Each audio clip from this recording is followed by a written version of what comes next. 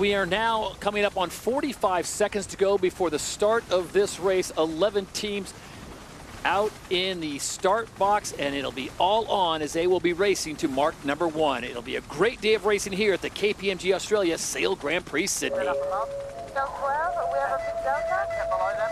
Well, here we go. We see on the left-hand side here before the start. Here's the pre-event points. Now, there were some penalties out there in practice yesterday. Disastrous for Germany and Brazil. They're going to struggle to fight back from here as we come into the start. We see New Zealand up and foiling. It's tight with Canada. Our pole predictor sits on the Swiss.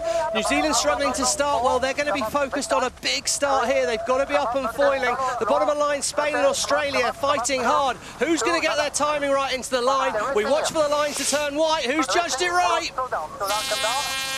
Oh, it was perfect by the Swiss, just behind the line. Now, can they accelerate that boat down towards Mark 1? They've got a faster angle, but Contant de la Pierre back with a bang. I think he will be able to hold on the inside as they head into the mark. And the race is on to mark number 1 here in the first race of the day at the KPMG Australia Sail Grand Prix Sydney, the Rolex SailGP Championships. And at mark 1, it is France. Welcome back to the fleet, Contant de la Pierre. Oh, they blur their back, Todd. They're back, and what a start from de la Pierre. Come out red hot there. Brilliant work as he swings away, and now he controls this the is the first umpires. decision. Penalty Italy relative Brazil. Windward boat not keeping clear. Oh, wow, where was that penalty from? Brazil and Italy look quite well separated. Must have been back quite near the start line. That means Italy need to drop back behind Brazil. Outstanding performers of the last event in Auckland were Italy, but this is disastrous as we see Brazil off the foils as well. The Italians have got a long way to drop back. The Italians currently sit in second place, but they have to yield up those positions. It is France out in front, and it looks like Spain and New Zealand and Australia will be the big winners after this penalty is resolved. Yeah, it's a great spot, Todd, because the Australians, I mean, one thing we've seen is how fast they are, and they found space. They're going to look to try and get left turn, but I think they're struggling. Could be one more manoeuvre for the Australians here. Expect France to turn left, and we're going to learn a lot. Who's correct with this decision? Is it favoured to turn left, or is it favoured to turn right at gate 2? And you are right, Stevie. Look at the Australians. They do have the right of way. They do dip behind Switzerland, so it's France at the DP World gate number 2, and it's Switzerland in second place. Australia, they opt for the right-hand side of the course. Spain and Denmark will follow them, with the Kiwis going the way with the French and the Swiss. Yeah, we're going to learn quite a lot about the racetrack here, Todd. The Australians have turned, they're just gone off to the bottom left-hand corner of our screen, and they will be looking to find more wind and space heading that way. It's tight in the pack. Here come Brazil. They've got to give room to the Germans, but they're so much faster. They're both going to be around the outside. Canada, they've got to avoid Brazil here. Careful, it's really tight. As soon as you're back in the pack, it's so tight. Here we see Canada set up for a manoeuvre. Turning. FD on Giles Scott executing that maneuver right there. Meanwhile, it is France out in front. Australia has moved into second place with Spain, the overall champions of last year. They now sit currently on 4th. Oh, the wind's really shifty, and that was a pretty good gain to Australia. They're going to have to dip behind the Swiss. Got these new systems on the boat there. The green suggests right of way, red circles saying you've got to keep clear. So Swiss have got the right of way. France need to be sure they're ahead. Who's judged that right? Okay, my red. Looks pretty good to me. Perfect judgment. But the Swiss, they're on a good wind shift at the moment. They were progressing straight up those ladder lines, and they're going to be challenging the French at the next intersection. This is leg 3 of 7, the first of 4 races today here in Sydney. Stevie, how much rust do you think we expect from France? This is their first race behind the wheel with the full fleet going full tilt. I expected a lot of rust, if I'm perfectly honest with you, Todd, but the beauty of getting a good start is they've got a little bit of space, so the tempo of the race should be a bit lower when you're out in front because you're making your own decisions. Now, easier said than done when you've got the Australians who are the absolute form boat right now chasing them down. But yeah, de la Pierre, I mean, he's a cool cat, isn't he? And he's come back, they look pretty good. Man on at the back there looking around, but there you go, I said it. There, the Swiss have found a nice gain. There seems to be more wind towards the bottom of our screen where New Zealand are heading right now, where Australia and France heading. Great gain for Seb Schneider, and this is what the Swiss need. As they get ready to approach gate number 3, we can check in down on the water with Lisa Darman. And Lisa, do you see favorable spots on the course, and how big of a factor will Shark Island be this weekend where it's situated? Standing by. Quite gusty here, going boarding 2. Well, right now, Shark Island's not the problem. The problem is the wind hasn't decided what direction it wants to be. So where France, Australia, Spain are right now, that's where the wind is. So I think it's going to be to and fro all the way to the top gate. But yeah, it's a really tight racing in that top four right now. It's great to watch. Yeah, well, that's right. It's very shifty out there. Good wind on the side that the Swiss are going to head back to. Interesting decision here for the Australians. Will they go towards the right turn? I think they will to minimise manoeuvres. France are going to split away. We're going to get two boats turning right, two turning left. Now, that extra manoeuvre is going to lose a bit of distance to the French in the short term, but how's it going to play out longer term? France head away. They're all looking for more wind. Well, to Lisa's point, it looks like the Swiss and the French are going to be on more pressure on that side of the course, Stevie, as you see the Australians and Spain heading towards Shark Island. So the race really on here as we finish gate number 3. A lot of the fleet still coming in. And I wanted to go back and talk quickly, if we could, about the start. You saw the congestion in there with 11 boats. Remember, the USA is not sailing today. Craig Mitchell, chief umpire, had his hands full there, but no penalties on the start. Well, there weren't any. It was just after the start, the Italians. It's always crucial. You've got to try and dominate the boat just downwind of you at the start. The Italians did that, pressing really close towards the Brazilian boat, but it's cost them. Look, they're back in 10th now. And yeah, I mean, the start's crucial, and those meters at that moment make a massive, massive difference. We see here the Swiss have extended away. Here we go, right of way with Spain, indicated by that green circle. France have to keep clear. Big dip behind, but they're now going to be back in some space. The Australians, though, oh, they just don't go away, do they? Relentlessly quick around the race course. 10 points to the winner of each race here. We've got 4 scheduled for today, and right now it is Sebastian Schneider and the Swiss who lead this race out in front. Australia tried to track them down. They sit in second. Then it's Spain and France really locked up almost dead even. And then Emirates GBR, your top 5. Great camera angle here. So you see that dark patch coming down the course there through the middle. That's that little bit more wind. The French were in that. The Australians are now going to hit it. We should see them accelerate a little bit. Little check up. Australia are going to turn left. France are going to turn right. Last time that was good for Australia. Who's it going to be good for next? It's going to be about 30 seconds until we find out. But right now, the Swiss, well, it's a class act by that team right now. New Zealand back in the pack as well, Tom. Look at that, middle of our screen, 8th. The 2 new teams, you've got Mubadala Brazil and Red Bull Italy holding down 10 and 11 right now. Germany getting all those season points docked because of incidents in practice yesterday. They sit in 9th place. Go right away, Cannon, New Zealand, late manoeuvre.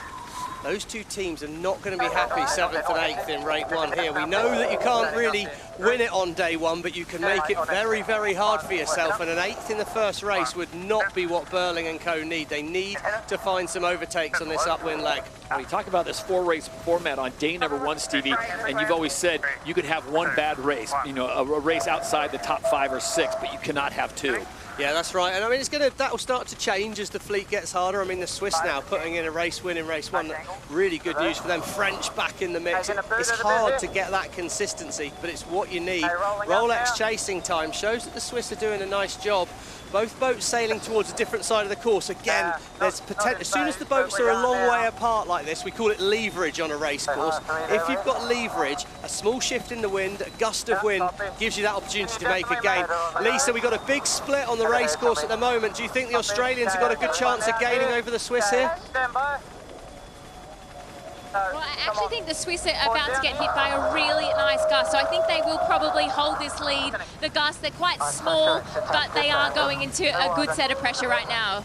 But Australia have closed the gap. It's always close out here in Sydney Harbour. Close to the end of the race here, Todd. We've just got 2 legs to go, as short ones, and it's a close cross. Right of way, Switzerland. Australia dip behind, but it's a solid gain, and the Australians will have the right of way, and 2 boats come back together. Slingsby, he's putting on a latest charge here. What Schneider got to respond to it. Good wind shift for the Australians, nearly sailing straight up the ladder lines at the moment. They will have the right of way when they come back towards the Swiss. And there was that extra maneuver that Seb Schneider and the Swiss had to put in. Now they drop back to 2nd place with Diego Botín and the Spaniards now closing in on them. So, Stevie, it's amazing. This is a large track out here, but it changes quickly, especially when you factor in the hometown Australians. We saw it in practice yesterday. Tom Slingsby, no lead is safe. Yeah, well, he got a bit greedy. He thought he could get to gate 5 with no more turns. Then the wind changed direction. That meant he slowed up, and he's opened the door for the Swiss. Bit of industrial language. Slingsby's annoyed with himself there. Think he chased that gate 5, and now the Spanish are going to be the ones turning right. It'll be Spain when the boats come together in 30 seconds time with the right of way, but can they find enough wind to close the gap on Australia and Switzerland? So at gate number 5, it changes yet again as the Australians drop back to second place. Tom Slingsby, an uncharacteristic mistake there as he misjudged that gate. Had to make a final maneuver there, which is going to cost him a little bit of time. And now can he track down Seb Schneider and the Swiss? Careful here, too low. The Swiss have turned a bit close to the German, but they've judged it well. Oh, a bit of language on board the Australians. Tempo's high, home pressure. Here come the Spanish. They got the right of way here, but they have got one more manoeuvre to do. Schneider, does he think he's round? He needs to be sure he is. Spain are going to manoeuvre, but can they stick it in front of Australia? Oh, the Spanish have got too high. They pushed too wide. Surely that was too aggressive from Spain. He's absolutely forced it in on Australia. He needed to turn tight round that mark. Was it tight enough? I think it might have been. And as they come to the line, race number 1 in Sydney will go the Swiss way. Seb Schneider and Switzerland take the first race here at the KPMG Australia Sail Grand Prix. Yeah. Spain will hold on for second, and it will be Australia finishing in third. Well, that was an Emirates winning moment for the Swiss. What a moment it was, Todd. And it heard from the umpires, it was all clear by Spain, absolutely pushing it. Slingsby livid with himself there, but third place is a solid start. And what a return to SailGP. First time we've seen him this season, and the French get a fourth. Brilliant for De La Pierre and co.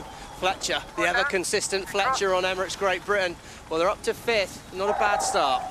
Rockwell, Denmark will round out the top 6, so a solid performance for them, not exactly what they were looking for. Canada, a nice showing there, mid-pack, they will finish in 7th place, and the Kiwis digging themselves an early hole. Remember, they won the first event of season 5, taking top honors in Dubai, and they come to Sydney looking for revenge on the Aussies who took the win in Auckland at their last event, and they will have to finish in 8th place. 2, 1, forward down. They're not going to be too happy with that one, Todd, I wouldn't have said. They're still not quite getting off the start line. They did find some space in that one. They put themselves in the mix. It's tight at the bottom here, but it's around the outside. Gained a place back. Germany, well, what a tough weekend. Minus 32 from 3 separate incidents yesterday. Had a little bit of damage, caused a little bit of damage. I think what we're seeing in SailGP at the moment is that experience. Yep. You know, the US team aren't racing, and I can only put that down from the feature we saw. Just a lack of experience, simple mistakes, not perhaps understanding how high performance, how delicate these boats are. You know, I wonder if some of these teams need to go out shopping for a bit more experience on them. Red Bull Italy will finish in 9th, Germany in 10th. That means Brazil will come in 11th place, with the USA not competing because of the damage in practice yesterday. So a tough first race there for Martin Grail and Mubadala Brazil, as they will finish dead last. So 11 national teams now in the start box, ready to do battle. The USA unable to go because of damage to their boat during the practice yesterday. And Stevie, I'll tell you, you look at this and you see the different strategies. France once again opting to stay away from everyone, and maybe, just maybe, Quentin Delabert can work that magic 2 times in a row. Well, you can give yourself space, you give yourself a chance, but the optimum position, that blue triangle in the middle of the start line there, that's the place you want to be if you're going to be set up for the best distance versus speed towards Mark 1. But ultimately, can you be fast at the gun? All the boats are a little bit slow. I think the coaches will have said we can potentially be fast at the gun right now. Well, our pole predictor sits on the Brazilians with that space at the top, but the French are coming in fast and are going to be able to put a lot of pressure on them. 15 seconds to go. It's all about winding it up now. De La Pierre's got it wound up on the French. At the bottom of the line, Rockwell, Denmark are wound up. The Italians have the pole predictor, but it's Slingsby that finds a gap in the middle of the line on Australia. Watch for that line to turn white, and it's going to be go. Slingsby's got it absolutely on the money at the gun. Perfection from Slingsby, and they will drive to Mark 1, and exactly, nice work, guys. What a start from Slingsby. And the hometown team are just that. The Flying Roos are flying to mark number 1 here in race number 2. After a 3rd place finish in race number 1, they are back. Tom Slingsby leading the 11 national teams here into race number 2 at mark 1. Loved what he did there as well. He squeezed up under everyone, opened up an angle, wide in, tight out at Mark 1. That's what every coach wants to see. Perfect from Tom Slingsby. They're going to control the first decision. The Rolex sprint leader was the Australians, and it's Great Britain that manoeuvre first. Lovely turn by the British there, but Australia, they should be well set for gate 2. What's their strategy going to be? Will they look for a left turn? Will they look for a right? Sepp Schneider, the winners of race number 1, in a dismal position right now. They are in the back of the fleet, left side of your screen. The Swiss in 10th place currently. It is Australia getting pressure now from Dylan Fletcher and Emirates GBR, one of the most consistent boats in the fleet through 2 events. Stand by. 5 seconds. Let's hope things make it in. Looks like the British are going to take a right turn here. That's Hannah Mills saying, let's spin away, turn right. So we're going to see that split again. Crucial decision here. Do the Australians, I think they will turn left to keep it simple, but there's going to be space. Turning up here, sharper turn in 2, 1, turn up. And at the DP World Gate number 2, it is Australia, the leaders, out in front. We saw this in practice, Stevie, and the rest of the fleet better beware. Do not give the Aussies much space. You better track them down now, because as the race progresses on, they will be harder and harder to catch.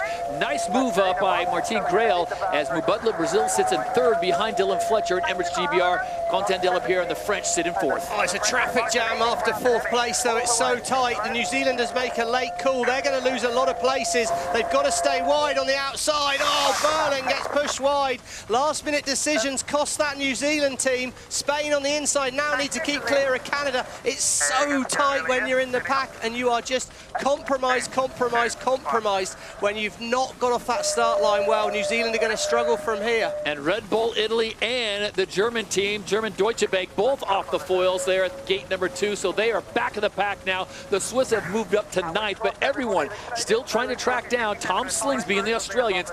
Emirates GBR now into 2nd. France has moved up to 3rd.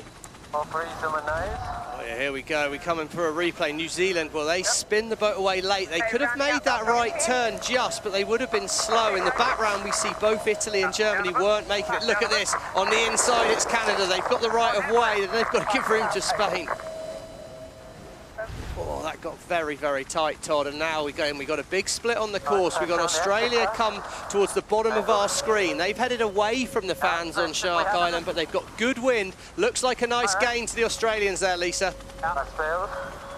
Target's 58. We're crossing them now. By going left turn at the bottom, but they were able to gain over this left-hand side, this western shore. There's a big cloud, you might be able to see it on your screen, sitting over the city, and I think that's really pulling the wind around, so it's slowly going more and more favoured to this side. There we go. We saw the Oracle Insights there. Did show a little bit more wind on the Australians, and see how they're sailing nearly straight up those ladder lines. So they've got good wind and a good direction at the moment. I didn't think there were clouds in Australia, Todd. So it's Australia out in front. Their lead almost 200 meters over Emirates GBR. Brazil is now sitting in 3rd with a tight battle with the French, who are in 4th. Get the left as well. Feels like we're sailing a touch high every now and then. Ian Jensen, the wing trimmer, sailing a touch high. That means they're sailing a bit too close to the wind, not quite fast enough. So it's really the wing trimmer's job on the boat to drive the speed in the boat, push the drivers to be fast.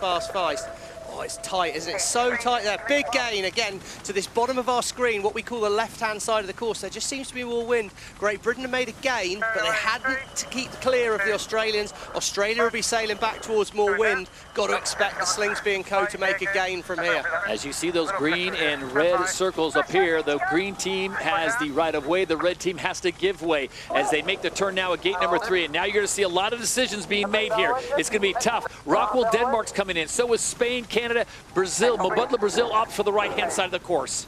Yeah, it's always a really interesting decision at the top of the course. You know, do you save yourself a manoeuvre or do you turn instantly back towards more wind? Brazil went straight and they've sailed into a nice bit of wind, but they're all having to turn very soon after that right turn.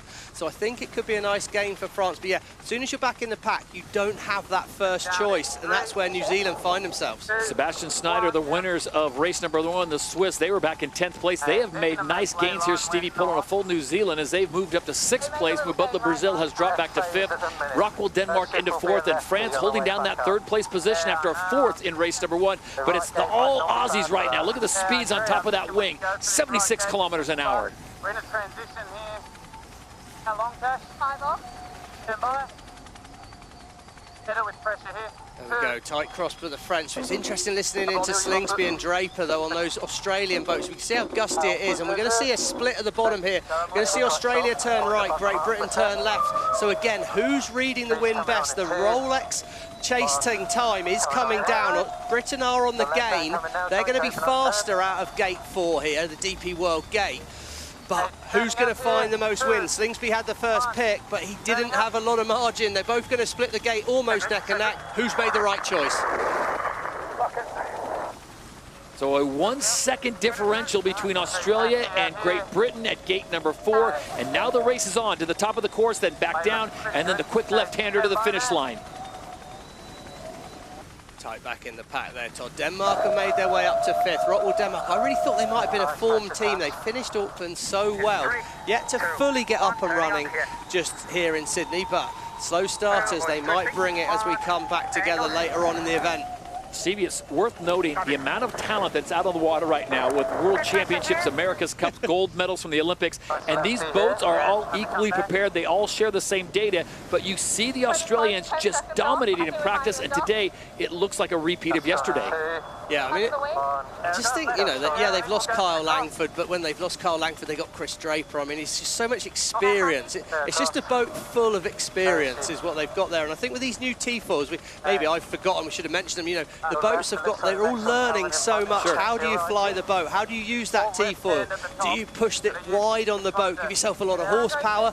Do you make the boat easier to sail? You're constantly compromising, and I think that experience just helps them, which is why it's so impressive that towards the top of our screen there, Mubadala Brazil in 4th place, and now they've got themselves a bit of fresh air after a good start, putting in a really good showing. Martine Grail, the new driver for that new team that's come in, a 2-time Olympic gold medalist, 2-time world champion, the 2014 Sailor of the Year, as she is now driving them into a 4th place position, trying to track down France, who sit in 3rd. Looks like a potential lead change here. The British have found more wind on that left-hand side. Here we go. Comes Dylan Fletcher across the boat, takes the wheel from Hannah Mills, right of way Australia. Ooh, tightly behind. Dylan's planning ahead here. He says, Hannah Mills says the wind's turned to the left. That means good news for them, but good news for Australia. Australia potentially going to be set for a right turn. Great Britain are going to be fast. They're going to do one more manoeuvre, look for a left turn. Tight moment coming here. Who makes the right decisions?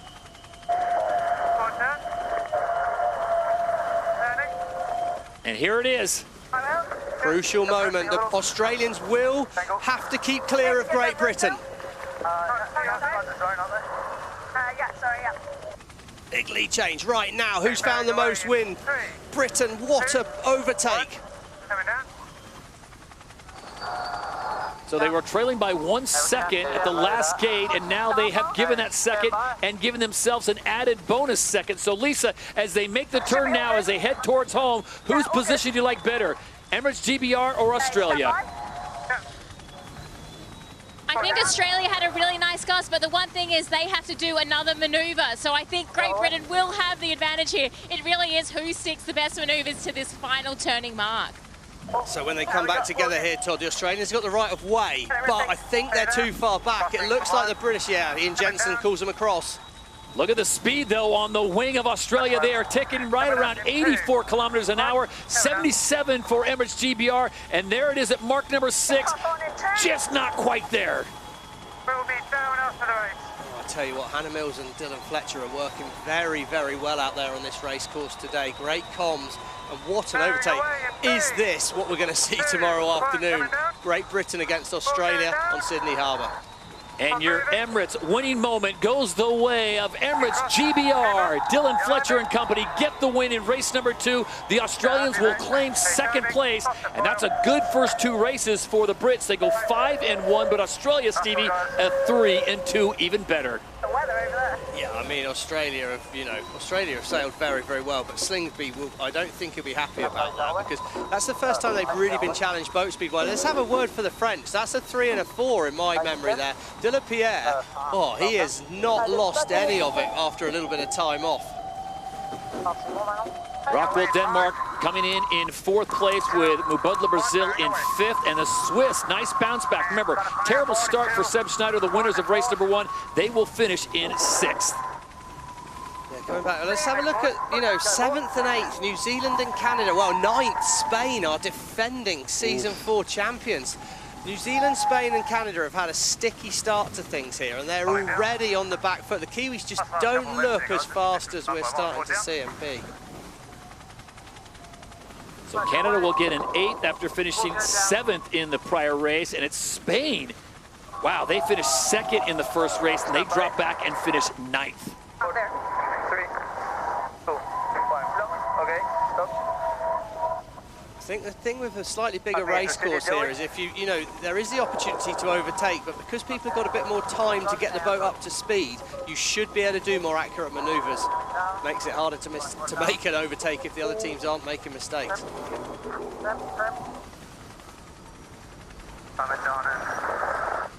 A tough weekend gets even tougher for the Germans after finishing 10th in race number 1. They go 11th in race number 2. Just to remind you, the Americans unable to race because of damage to their boat during practice yesterday.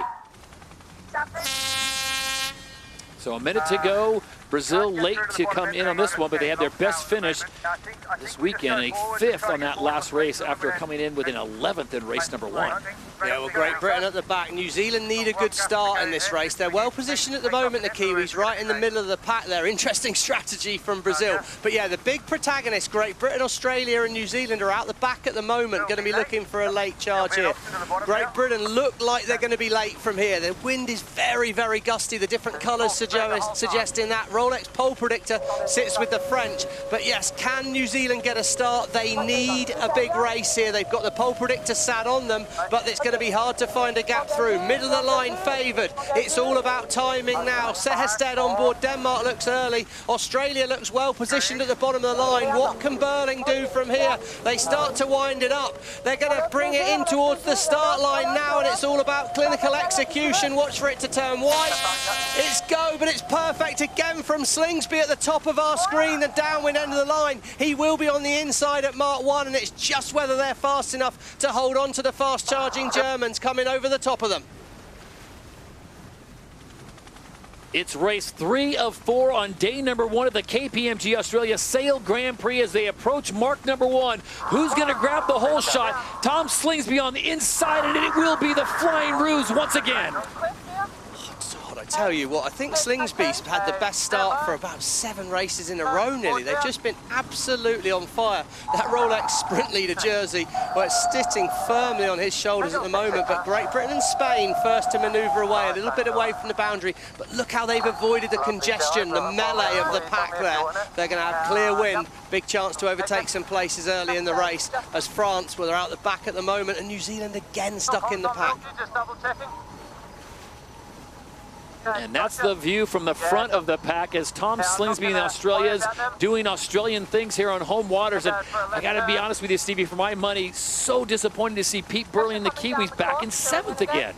Yeah, struggling on the starts. I mean, they have been really all season, but at the moment they're not fast enough to make the overtake. Left turn coming from Australia. Slingsby keeping it simple. I think the Germans will follow. So the interesting boat here will be Spain and Switzerland. Oh, the Danish. They've got to keep clear of the Swiss now. That's tight. Whoa, that was very, very tight. I think Sehested just about spun the boat through there. Full Viking mode for the Danish in the middle of the pack there. Right turn for Spain. Can they find more wind? Look how gusty it is. That's just a racetrack full of opportunity right there, Todd. Opportunity to overtake as New Zealand, they're a little bit faster at the DP World Gate here. They're going to swing around the outside of Mubadala, Brazil. Now Kiwis have got to find some magic to get themselves back into this event here in Sydney. Brazilians with the right of way as Canada, North Star Canada, Giles Scott, they have to keep them distance. The Italians come through, and France, surprised to see France, who's had a good race so far. They finished with a 4th and a 3rd. They sit dead last in 11th. I think this will be a real sign of how that French team is. The top teams normally overtake. Look at that cloud in the background over the Sydney Harbour Bridge. Good manoeuvre by New Zealand.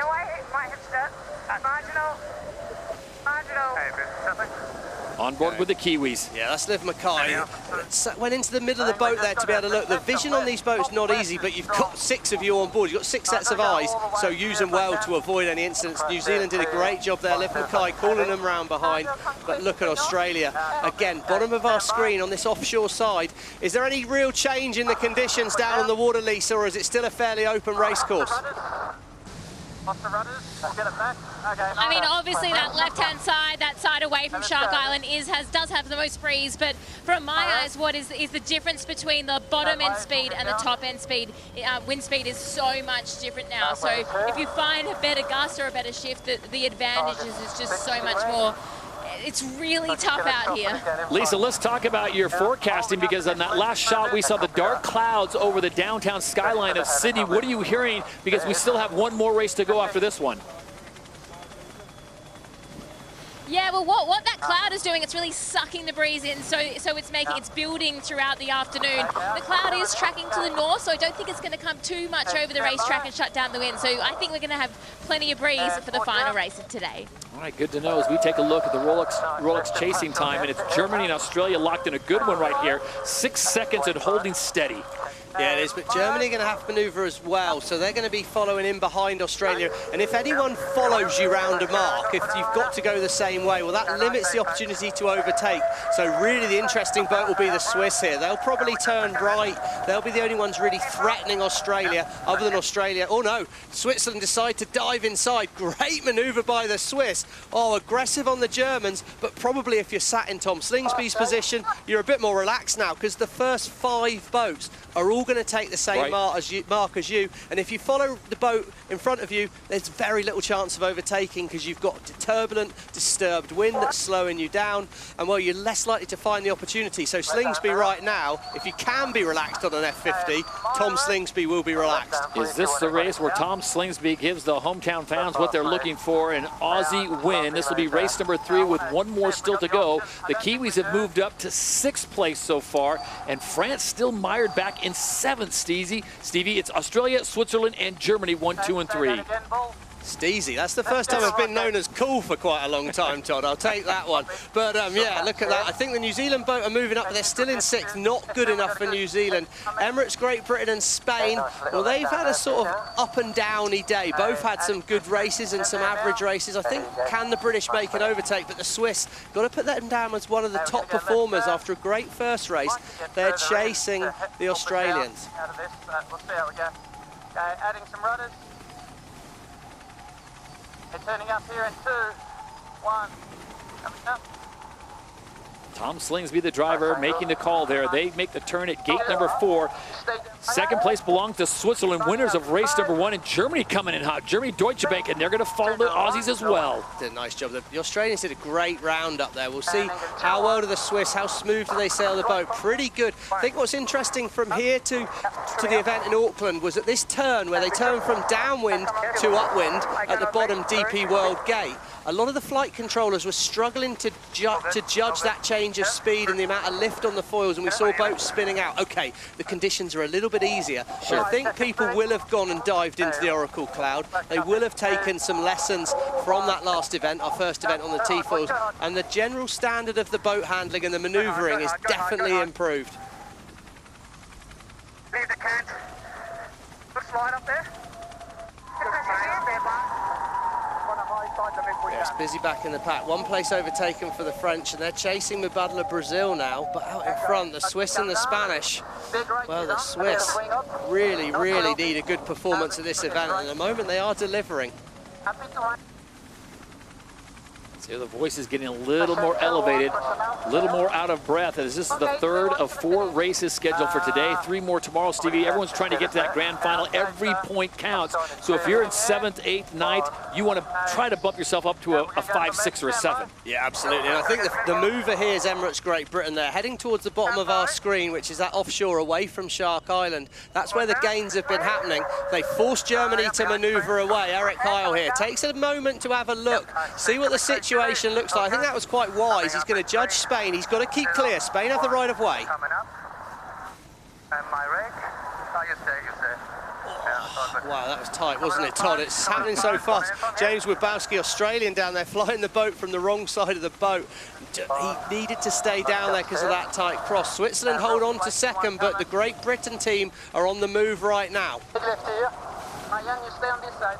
I think what's interesting, we heard the Swiss team saying good righty, and they were heading to the right. They should have been heading towards the left. Now they said good lefty, and they're heading to the left, and they should be heading towards the right. So a little bit out of phase with the wind on board the Swiss boat, but I think they might have found good pressure. So maybe sailing more distance at the moment, but if they've got good wind, they'll be doing that distance faster. Stevie, look at the surface of the track right now. There's all kinds of ripples across there, all kinds of pressure or dark patches. Yeah, that's right. I mean, obviously, you know, a lot of sailing, there's like, how do you see the wind? And of course, it's not black magic. What we see is the effect of the wind on the water, and that's just beautifully illustrated by this shot here. Those darker patches, that's more wind. The glassier, lighter patches, that's less wind. So it's not black magic that Tom Slingsby's out there in front.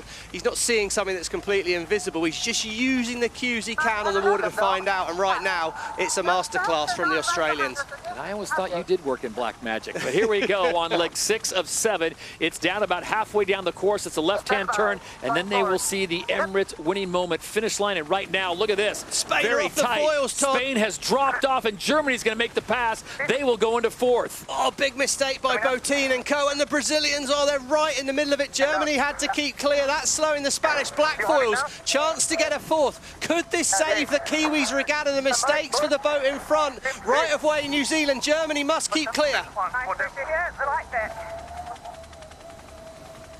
Oh, the Germans needed to have seen that coming earlier. That's Eric Heil needed to manoeuvre. But the win in race number 3 goes to the hometown team. The Australians take the win in front of their fans. Oh, and the New Zealanders have messed it up after the manoeuvre there. Penalty, Brazil, relative Italy, windward boat not keeping clear. Look at the New Zealand boat. They can't get it foiling. They've hobby-horsed out of the water twice in a row. I don't know what is happening on that New Zealand boat right now, but they're not going to make Mark 6. This could be Denmark coming all the way up to 4th. So 1, 2, and 3 we know for sure is Australia, Switzerland, and Great Britain. They take the top 3 positions, and then the rest of the fleet coming through. And this is an absolute mess here in race number 3 at the final mark. Oh, it is Red Bull Denmark full Viking mode. Sorry, Nico. I'm staying the whole time, I will. How about this? Talk about a Houdini move. It's Rockwool Denmark, who were mired back in 8th. They're going to finish in 4th. It's not Houdini, it's just mistakes from everyone, Todd. New Zealand, I don't know what's happened there. They couldn't get the boat foiling after the manoeuvre. Rockwool Denmark up to 4th.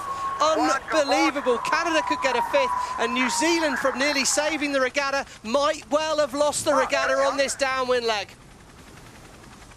France got themselves out of a hole. They were back in 11th. Now they are in 8th, and it will be Italy coming in 9th. And you see New Zealand still trying to get around that mark. Brazil's going to pass them as well. So just like that, that's how it is in SailGP. It is harsh. You make a mistake. This time, Stevie, it's going to cost them 7 positions. Oh, it's huge. And you could just see a little bit of the fairings come off. I mean, they had some big leaps out of the water. Now, I don't know if something wasn't responding quite right on the flight control system, or they were just misjudging how much lift to come in with the pressure of it. But something went wrong from a flight control perspective, because the boat just kept leaping out of the water. Martin Grail and Mubadala Brazil, they come in. They will finish 10th. 11th will go to the Kiwis. We don't know what's going on that boat, Stevie, whether they had some problems. Mechanical issues, obviously the boats are all prepared equally, but you can have some issues that come up. It's no one's real fault, but the Kiwis, oh my goodness, Stevie, they were battling for a 4th, and they end up with an 11th. Yeah, and I mean, well, for me, they're going to need to pretty much win the next 4 races to hope to get to the final, I think, from here. I mean, very, very tough regatta for them. It could be Daman's limitation already after just 3 races. I mean, what a place to watch the racing. And this start, of course, so crucial, as we see New Zealand look a little bit late behind Shark Island. Australia out the back, but they've made that work well for them in the previous races. Keep your eye on the Australians. They have been masterclass, and they are dead by themselves in the middle. No one's near them right now. I don't know if that's such a wise play. Well, I just think sometimes as soon as you get that kind of air of dominance about you, people feel that you're going to dominate them, so they try and stay away from you. But let's see what happens. Middle of the line's favoured at the moment. Rockwool Denmark moving in nicely. The Italian team up here, well, they need a good race, and they're positioned nicely with a bit of space.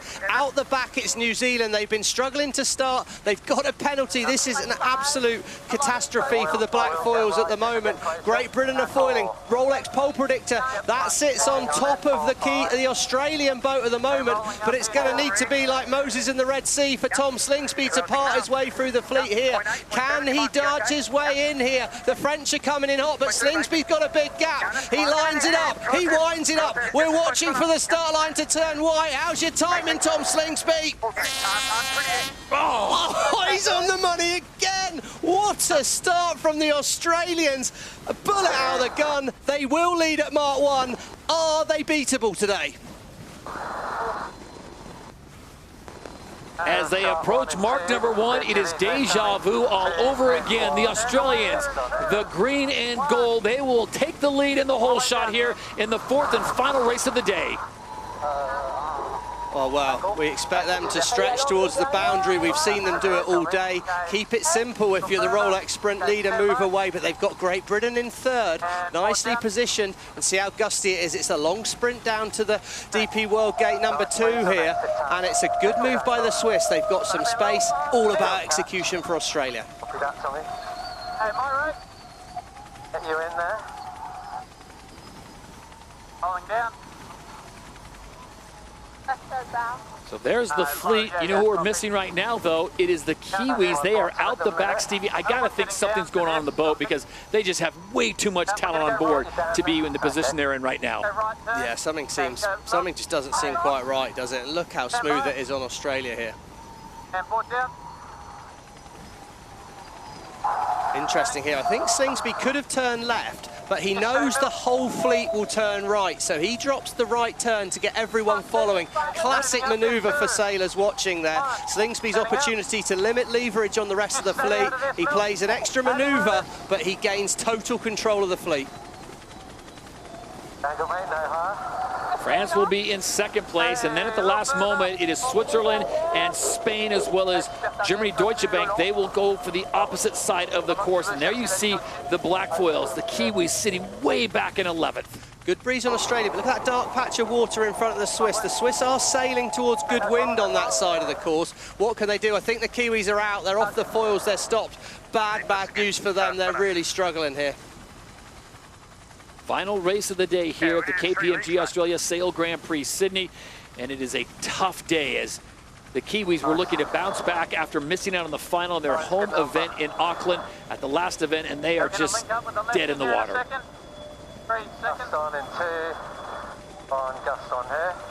It's interesting how calm the tempo is on the Australian boats. They've got the space, they're making their own decisions. It's really this battle, 5th Great Britain, the Swiss team, the Spanish team, all in that melee. It's going to be so tight. These points are going to be so close. Emirates Great Britain have to manoeuvre to keep clear of the Swiss. Settle it down.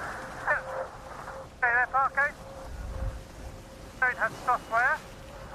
How about that viewing? Yeah, that's a pretty good view. And the Australians are going to love that, aren't they, on home turf there, manoeuvring right out close to the boundary. But the French are going well. The Roux are happy. They're dancing on the shoreline there, but they're moving away, and the French are not letting them get away with this one lightly. Quentin de la Pierre's got that French boat going fast at the minute.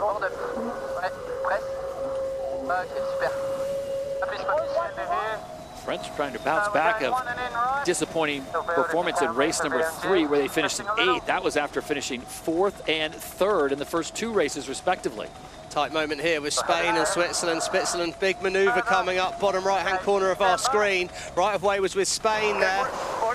Well executed by the Swiss, but it opens the door for the British team to make a little move up through the fleet here, and it's really tight, but where it is not tight is out in front. One of them right was the call from Tom Slingsby. He's looking to head away, and look at this, our Oracle insights. We're going up into the cloud to find out what wind we've got. Well, not the most wind on the Australians at the moment.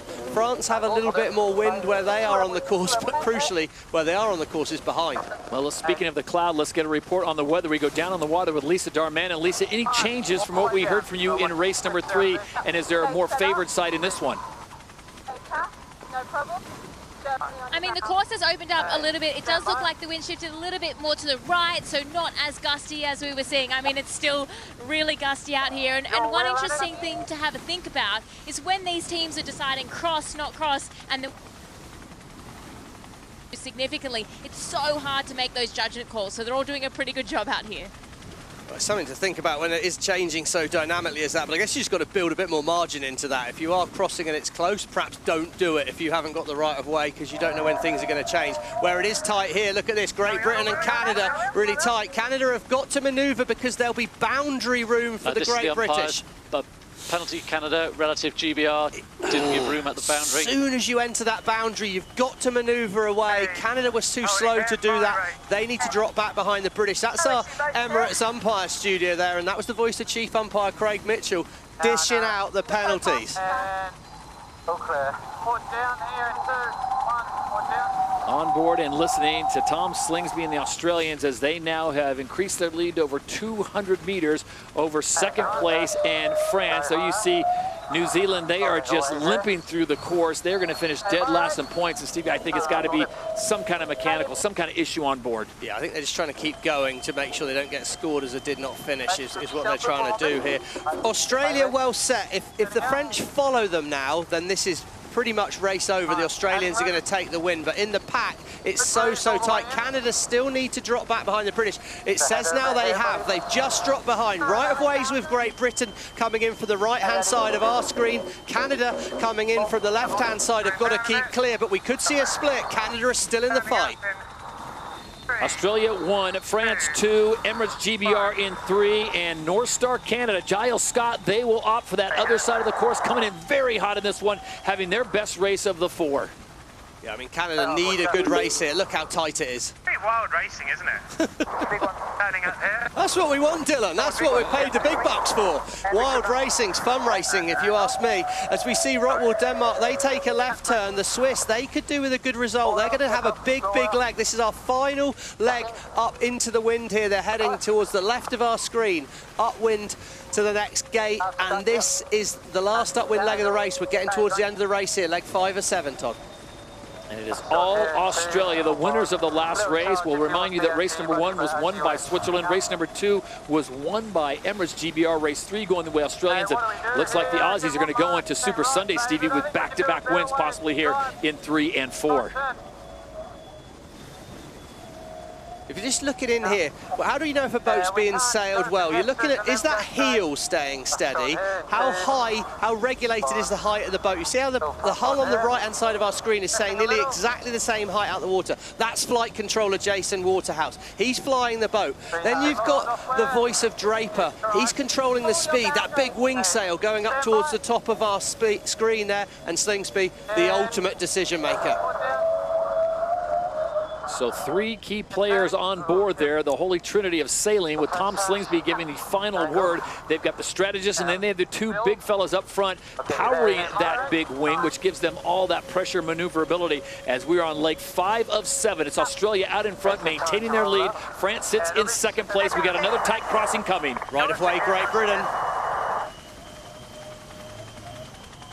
Tight to go, 500 metres till this next gate. There will be one more intersection between these 2 boats. It's all going to come down to who's going to find the most wind in the last bit. Historically, heading towards the bottom of our screen, Great Britain are sailing towards where there's normally been more wind, but that means they're probably going to turn right at the top. Canada are probably going to turn left. You want to be splitting away if you're the boat behind, because that gives you the chance to find more wind. That gives you the chance to find an overtake. Stevie, at this point in the race, how much is Tom Slingsby thinking about the other boats out there, or since they're so far out in front, is he just saying, I'm just searching for pressure? Yeah, I think when it's as gusty and shifty as this, Todd, you've got to sail your own race, because if you worry about the other boat, you might put yourself in a situation where you're in less wind. You can't control what the wind's doing. You can only sail in the wind that you get given, and if you worry too much about the other boats, there's a chance you're going to make a loss. So a 20-second lead for Slingsby as he comes on the penultimate leg, and then they'll make the left-hand turn at that last gate at mark number 6. There you see North Star Canada. Giles Scott was on board Emirates GBR last year. Now it is Dylan Fletcher, the driver for the Brits. Both of them filling in for the great Sir Ben Ainsley. Great final manoeuvre for the Australians. Tash Bryant steering out of there. Silky smooth. Her and Chris Draper working the bait as Slingsby heads across. They're high on the foil. Oh, good save there. The Australians, they're coming home with 2 wins at the end of the day here, Todd. So after 4 races, the last 2 go the way of the home team. The Emirates winning moment twice on day number 1 goes the way of the Australians. Great day for the French. What a welcome back to SailGP, and I've got to say I'm pleased for them after missing the first 2 events. We probably shouldn't be too biased on things. I don't think we are. It's just nice to see a team back and racing, and really good work by Quentin de la Pierre and the crew there. Fantastic return. Well, they've got a few French fans have made the trip down south for a bit of sun in the winter. It'll be Emirates GBR that will finish in 3rd place. They got the win in race number 2. Good day for them. They finished 3rd in the last race. They finished 3rd in race number 4. Canada will go 4th, their best result so far. Yeah, crucial. That might keep them in the hunt. Might keep them in the hunt tomorrow. Spain as well. Rockwool Denmark, it's been a remarkably, almost vanilla day in the middle of the pack for Rockwool Denmark, but I imagine that won't see them looking too bad on the overalls. They've been consistent, they've been solid. It's going to need a little bit more magic for that Rockwool Denmark team. Nice result for Germany. We spoke with them before the last race, and so tough weekend already for Eric Heil and company, Stuart Bithell, but they come back nicely and bounce in with a 7th. Yeah, that's a good one. The Italians, well, they've moved up through the fleet a little bit tight. Sprint to the finish here for Red Bull Italy. Not perhaps the performance they'd have been hoping for, but if they can hold off the Swiss, they'll be happy. Yeah, the Italians will get Red Bull Italy 8th place. The Swiss, winners of race number 1, they will finish in 9th. And turning right. So it'll be Brazil coming in 10th place. A tough day for them. Remember, they got an 11th in the first race. They bounced up to a 5th in race number 2, but then back-to-back 10th place finishes. And that puts New Zealand in 11th. And I got to think they've got mechanical issues. Again, if you're just joining us, the USA team capsized yesterday, damaged their boat, so they're unable to race this weekend. And a big hit for that squad, Taylor Canfield and company. But once again, in races 3 and 4, it is Australia that takes top honors here in Sydney.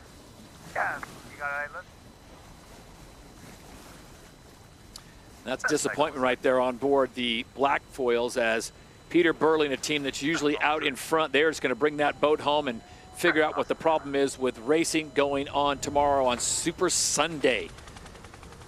As the teams now get themselves into position, this is the calm before the chaos. 11 national teams going to put themselves in the start box, and then the racing will be on here at Sydney at the KPMG Australia Sail Grand Prix. Coming up on 1 minute to go before the start of racing here on Super Sunday in Sydney, Australia at the Rolex SailGP Championship.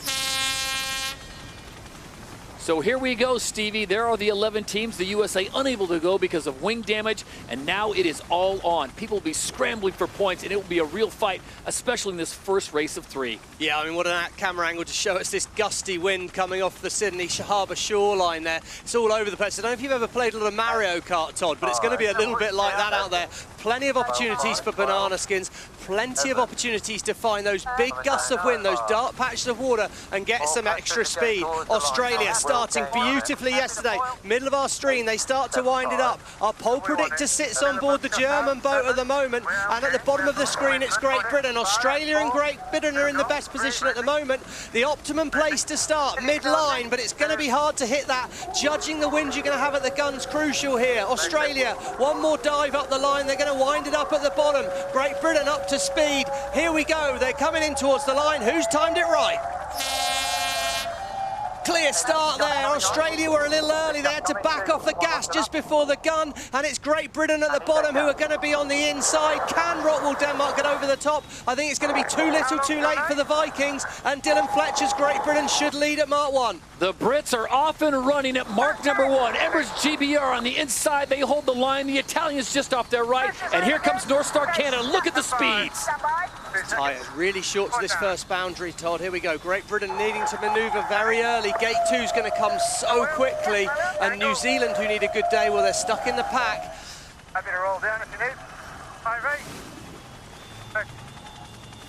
So your Rolex sprint leader goes the way of Emirates GBR. Keep an eye on those circles. When you see that circle, it's two boats involved. The boat with the red has to stay clear with the boat in the green. They will have priority. And here we go. Look how quick they are to the DP World Gate number 2. Emirates GBR will lead the way. Canada tucks in behind them. Italy sits in third. And look at New Zealand trying to dive inside. Do they have the space? Yes, they do. Yeah, right of way with New Zealand there. Just first boat to split away, Denmark. They didn't want to follow the traffic in front of them. They've got their own little bit of space. That should be good news for them. Australia and France with tidy roundings, and when you're back in the pack, you're already compromised, sailing in the disturbed wind. It's going to be hard to get maximum speed out your F50 when you're back where the Spanish and Brazil are right now. Stevie, we didn't see a lot of changes yesterday when racing took place at mark number 1. If you were in the first 2 or 3 positions, unless you made a major mistake, that's kind of where you're going to finish up. With the conditions that Lisa described today and the course the way it's set up, do you see the same thing kind of playing out?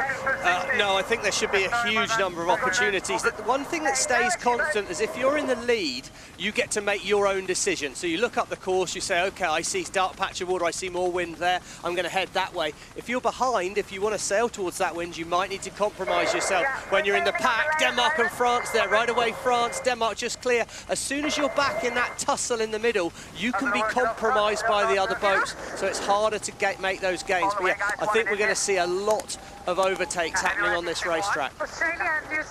Already, Todd, big split. Bottom right-hand corner, Great Britain. They're coming towards what Lisa described as the eastern side of the Shark Island. Oh, no! Oh, damage on board the Brazilian boat there. A bit of a malfunction by the look of it. Jib sheet, potentially. This flapping sail at the front, we can see it's loose. I think the sheet that pulls that in and out is broken. Yeah, left-hand side of Shark Island, New Zealand and Australia.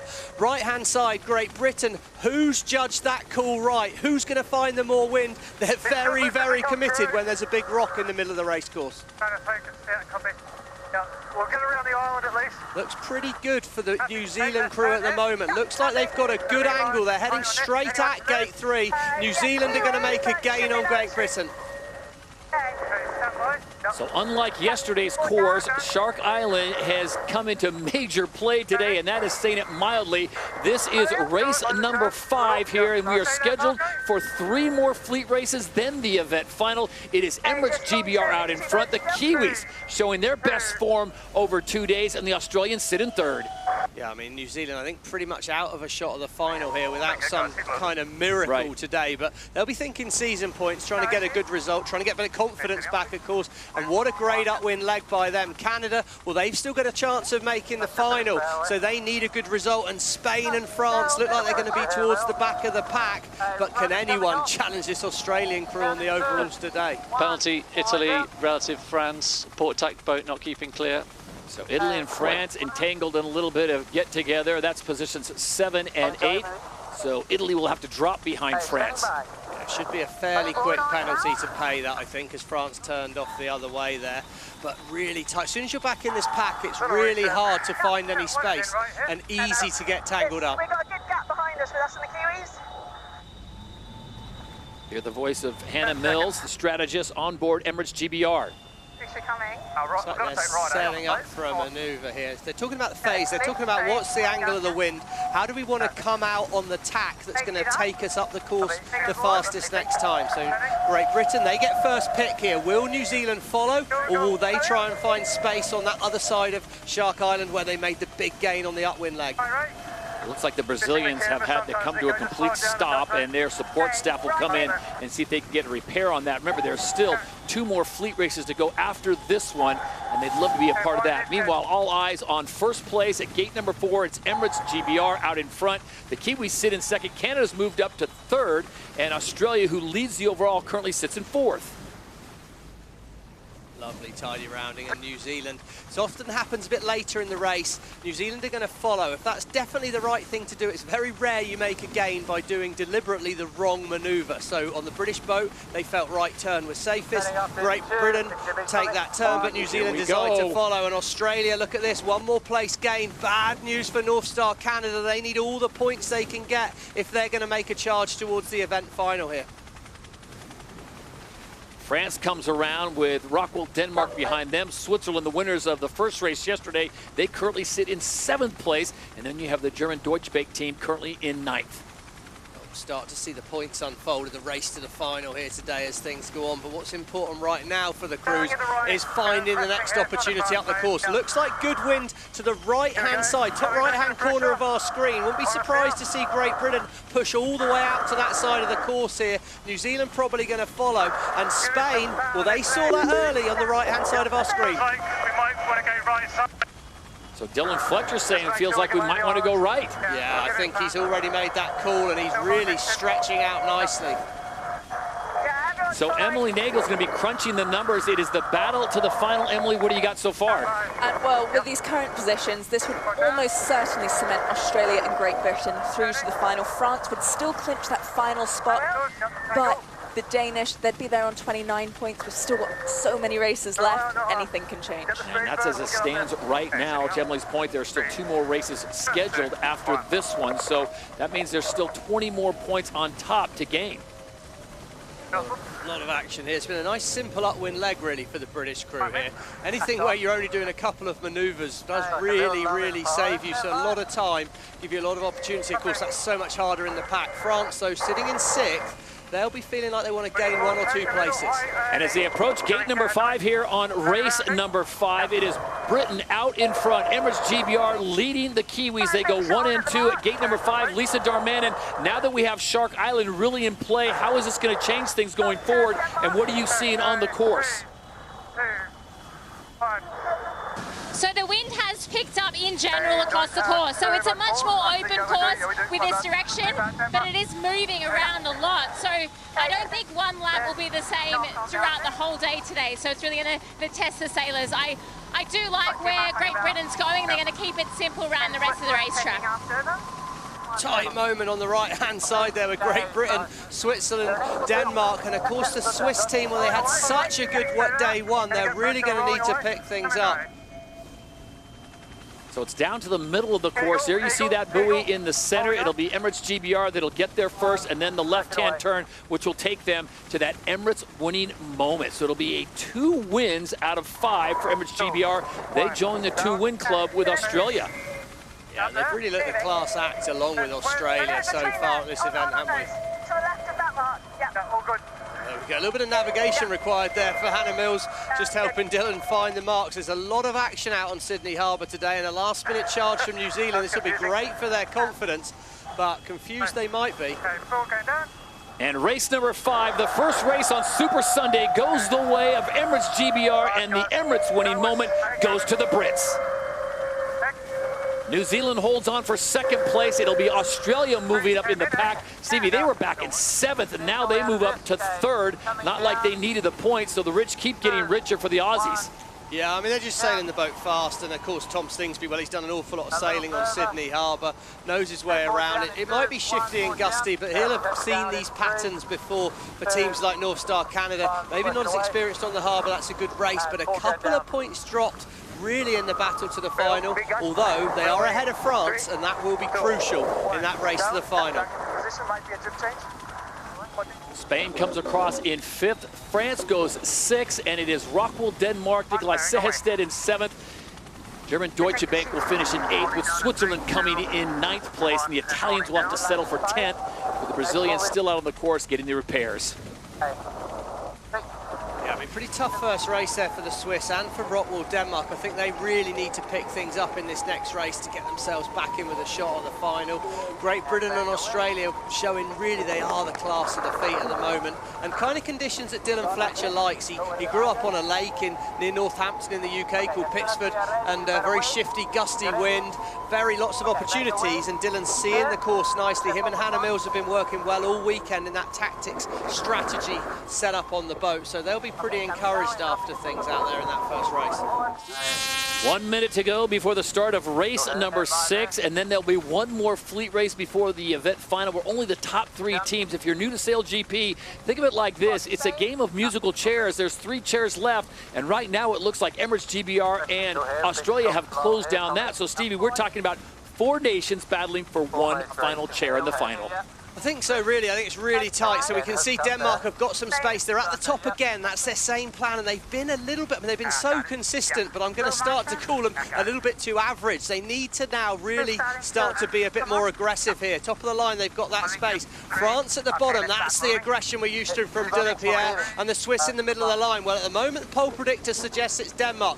Top of the screen there. Italy are late, out the back here. So, what do France do? Can they accelerate from there? It's New Zealand and Denmark that are going to be fastest coming in here. They look a little late on Denmark, watching for that line to turn white, and who's hit the timing right?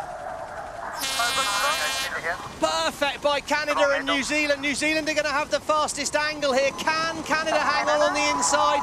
Denmark, Switzerland and France are out the back.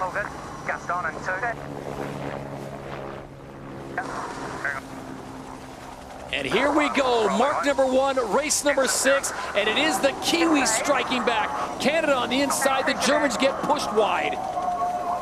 Denmark were fast enough. They're on the outside a little bit, so they're going to struggle. The Rolex sprint leader, New Zealand, have got control of their first decision, but for Spain and France, they're already a long, long way back. Rottwell, Denmark need a good decision right down here to cement a solid position in this race. First to turn away are the Kiwis, followed by North Star Canada and German Deutsche Bank. Then you see Rockwell, Denmark. So Rockwell, Denmark feeling pretty good about things right now. France out the back, and it looks like the Danes have the best position. There you see Switzerland.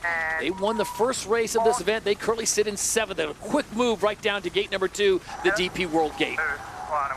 Yeah, what a difference a day makes for the New Zealand crew here. They take that left turn, keeping it simple. Looks like good wind in the top left-hand corner of our screen, so that's good news for the New Zealand crew.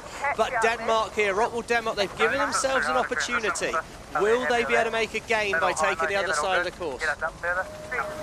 There you see Australia coming through in 9th place with priority over Spain, so they had to dip behind. Interesting to see what Tom Slingsby doing here. Staying away from everyone once again, Steve. He doesn't need the points per se, but I don't think he's just going to lay over and just hand over the first 8 spots. Oh, no, and Tom Slingsby's super strength is being fast. Get yourself space, get yourself speed.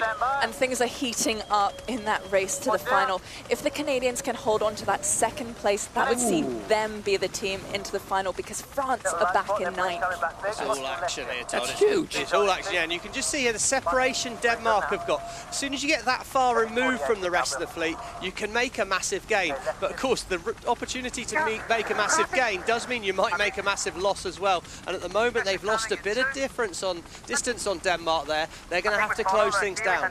Canadians, what do you guys reckon? Yeah, I'm happy with that. Germany underneath, but they're still on board. So Anne-Marie and Nikolai Sehersted there are chatting on board Rottwell, Denmark. They're going to try and follow out to that far side of Shark Island, trying to find a bit more breeze. And I guess we want to see what Lisa's seeing down on the water right now, Todd. Yeah, Stevie, what I'm seeing is there's a bit of a lee under Shark Island. So where Denmark had to cross, Australia had to cross, they're in less breeze, but it's also a bit of a right shift at the moment. So I think they're sailing a little bit more distance than the teams that took the other turning mark. That's right, and looking to the Oracle Cloud here, we've got our SailGP insights, and we can see right now the wind speed on board New Zealand's pretty good. Denmark have found themselves back in the breeze again, but at the moment, boat speed on board that New Zealand boat is pretty quick, and they look like they're going to sneak around Shark Island and take a nice lead to gate 3. Leg 3 of 7. This is race number 6. One more fleet race to go. It is New Zealand now that has taken the lead. There you see Shark Island right in the middle.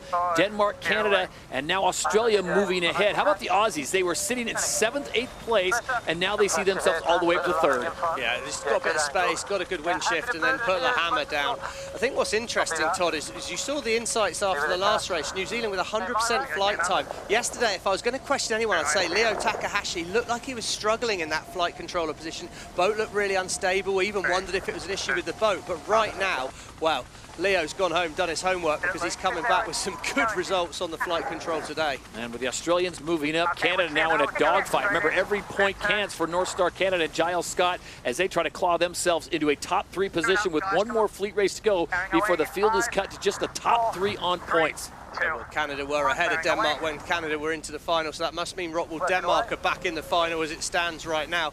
Real tussle between these two boats, that will be crucial. But yeah, for the rest of the fleet, what's frightening is Tom Slingsby's gone 9th to 4th in an absolute oneer, just got a little bit of space and then fired through the fleet.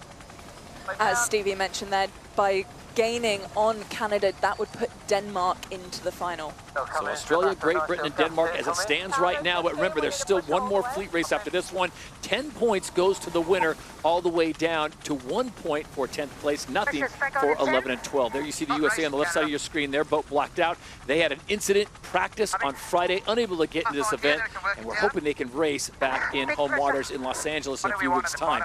But the race continues on. New Zealand out in front, Denmark, Canada, Australia, Germany.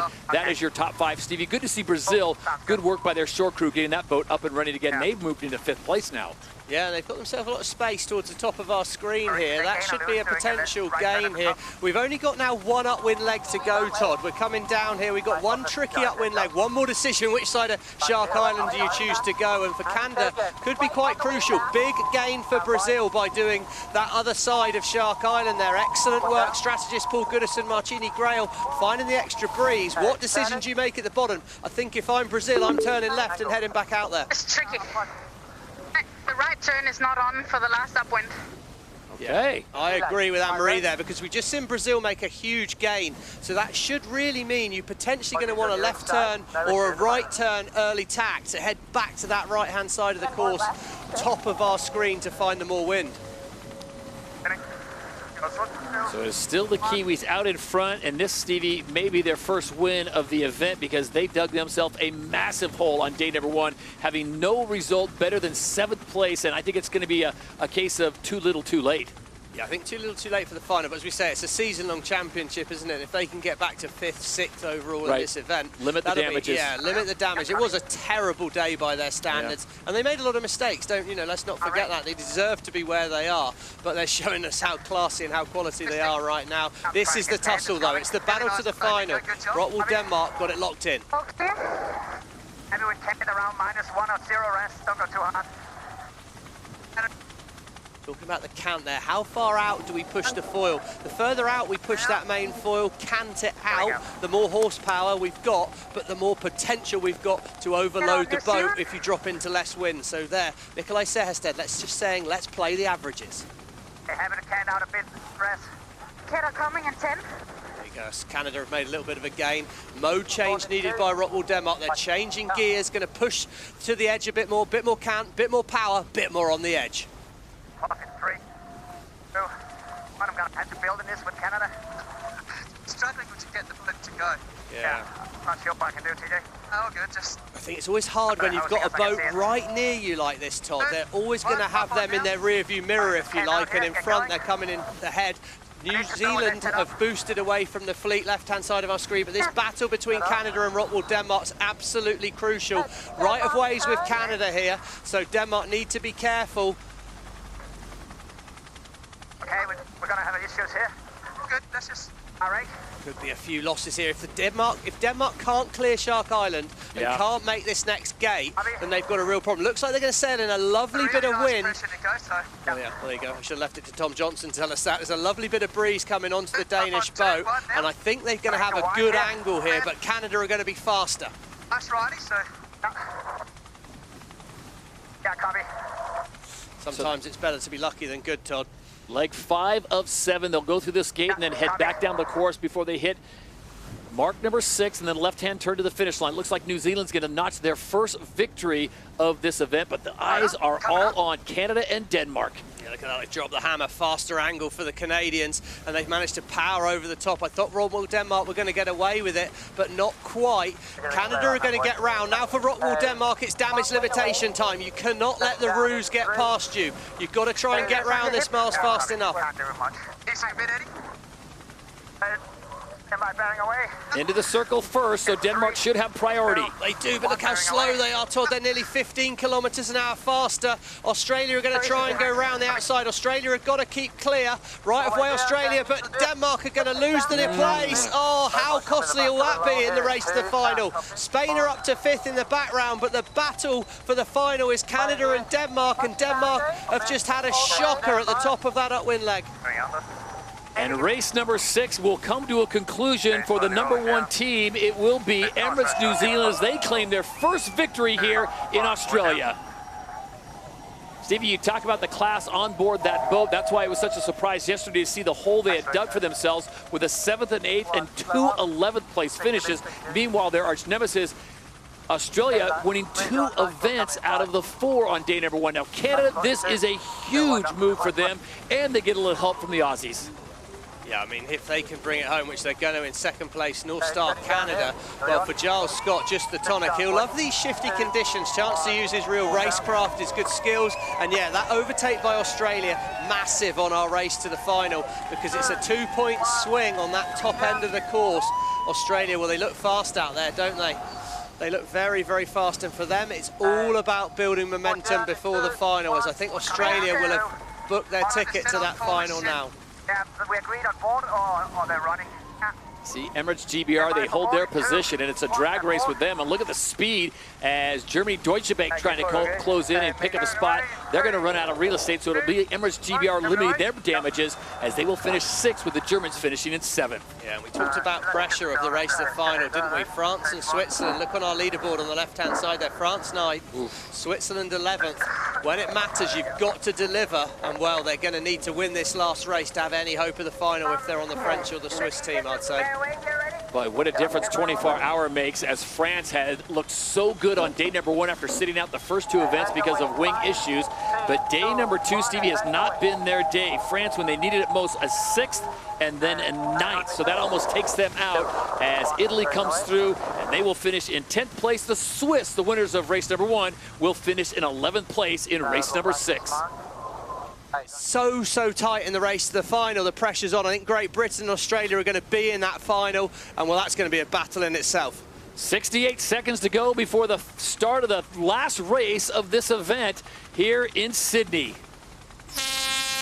So they get themselves into position in the start box, and this will be at the final 10 points up for grabs. And then after this race, only the top 3 teams on points will race for the event title. Stevie, it doesn't matter if you qualify in the last position to the final or the first. It's an even, all the scores are wiped away. But I'll tell you right now, this is going to be huge because there's 2 or 3 teams that are still in play. Emily's crunching the numbers, got the old abacus out as we come up on 35 seconds to go. Yeah, well, bottom of the fleet here, we can see Canada and Denmark tied on a piece of string right next to each other. Very tight in the middle there. That was really, really tight. New Zealand at the bottom. France already up and foiling towards the top of our screen, but it's Rottwell, Denmark and Canada. Whoever beats whoever will make the final. New Zealand finds some space. Australia have space. It's all about timing right now, and De La Pierre, his sense of timing's really good. The French boat dives through the line here. All about acceleration. Eyes are on the middle there. Denmark, France, Canada. Who's got the timing right? Watch for the line to turn white. We go here, and it's a tight start. France have nailed it. Canada a little bit back, and the Rouge at the top of the line are going to drop the hammer. But who's going to get to Mark 1 first? Could be the Swiss if they can get that boat cranking over the top. Here we go, mark number 1 of the final fleet race here at the KPMG Australia Sail Grand Prix. I don't think it's going to be impossible for Switzerland to make the final if they win and everyone else has a bad race. This is going to be a really tense race. Focus on your own boat, though. Switzerland need to set up for a good manoeuvre before gate 2. So now the game begins as the Rolex sprint leader Switzerland decides they are going to force the issue. They turn away. Here we go. They've got Brazil to their left. They've got the Australians to the right. And the Aussies now, somehow, Stevie, have moved into first place. Well, they've gone right around the outside, but Canada's the main mover. Middle of our screen there. They've got space. Giles Scott's managed to make a manoeuvre. He's potentially going to be ahead of France and Denmark. He'll come back with the right of way. Gate 2 is going to be like a traffic jam. How do you keep fast in and out here? Brazil have got to keep clear. France have got to keep clear. Oh my word, this is so tight. It's all going to come down to some quick fire maneuvers. Canada trying to get around the outside. Brazil. Oh, France, cat-like reactions from De La Pierre. What a moment. And Giles Scott, the door's opened. He's around the outside. Oh my Lord, look at the pile up at the bottom here. And for Canada, this is amazingly good news because Rottwell, Denmark are stuck on the outside and France are off the foils. To quote a famous announcer, you can't do that. But look at Giles Scott. He catapults himself into 3rd place. Meanwhile, it's Australia who have firmly ensconced into the final. And then the top of the screen, you can't see him right now, it is Switzerland in 1st. Well, Switzerland are heading off to that favoured side of Shark Island. Okay, so that's Arno talking to Sebi, saying let's push all the way out. We expect the wind to rotate to the right, which will help us get up to gate 2, Australia. Slingsby seems to be reading the course beautifully, but look at this. Middle of the pack, it's tight, and it's all about the points. And what that means for the race final is good news for Canada. Not only have they moved up or held their position in third, but they've gained some massive space from the Danish and French, who are now battling at the back of the pack. Tell you what, Canada might be one of the hottest teams as we approach this third and final fleet race on day number 2, Stevie. They got a 4th in the first race of the day. They got a 2nd, and they're moving their way up now, currently in 4th, which, as Melanie pointed out, that would put them into the final. Yeah, I think we've got pretty high expectations of Australia. They're still having a good day, even though it's maybe not perfect like yesterday. And actually right now, they're going to make a potential overtake on the Swiss here. Switzerland, 2 more manoeuvres to do, one of which they're doing now. Australia set up, that's their last manoeuvre, and they will have the right of way with the Swiss here. So crucial moment in the race for Switzerland, but it's the race to the final, and Canada, top of our screen, are trying to keep it simple. They've got a decent lead over Rockwool, Denmark at the moment. We're halfway through this race, Todd. Okay, no problem. Straight, don't worry about him. He's going fast, fine. First a bit, yeah. Hear the voice on board Switzerland. That is Sebastian Snyder, their driver. North Star Canada's driver, Giles Scott, who was with the umpires. Penalty Switzerland. Relative Australia. Port tack boat not keeping clear. Poor time to do that as we take a look inside our Emirates umpire studio.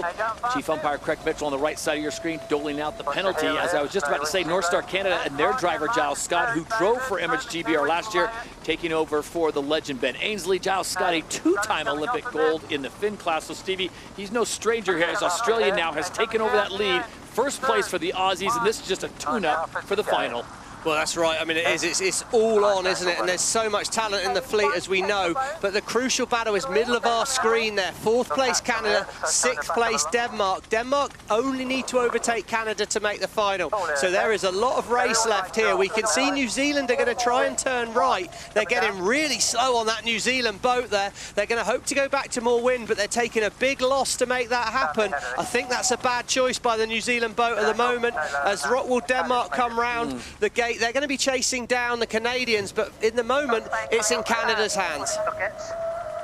Right now, Canada's best friend has got to be Peter Burling and the Kiwis, hoping that they find some breeze on the left side of that course, that they can keep a buffer between them and the Danes, as it looks like Rockwool, Denmark, and Nikolai Sehested know exactly what they need to do. They need to somehow find a way to track down Giles Scott, who is right in front of them by about 220 meters.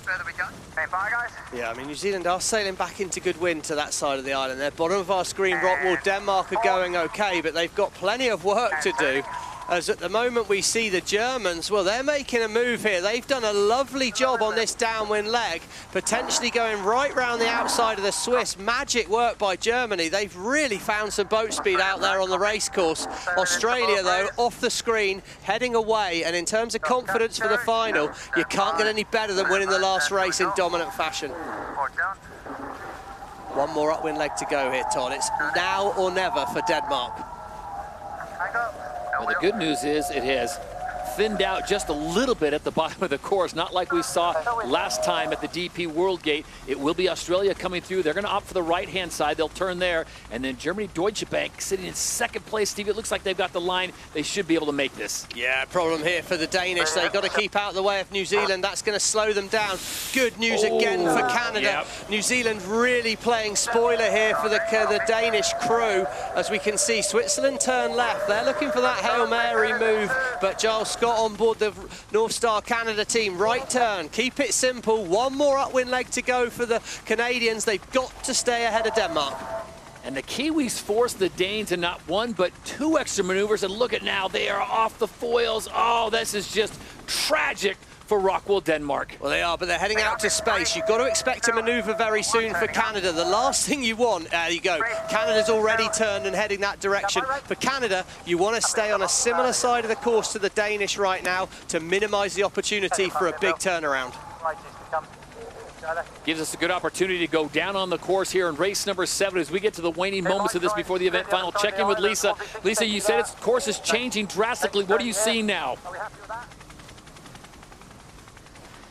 Well, to be honest, Todd, I was going to say that the wind had died overall, but I think it's just getting more patchy out here. We have more clouds over the racetrack. Some teams are falling out off the foils in the manoeuvres. The gusts, they're really thin, so you really have to pick your moment and link them all together out here. It's getting harder as the day goes on, to be honest. Stevie, you talk about what Lisa's reporting there. I mean, just as Emily likes to say, snakes and ladders out there. There's holes, literally holes in the course where there's just no power.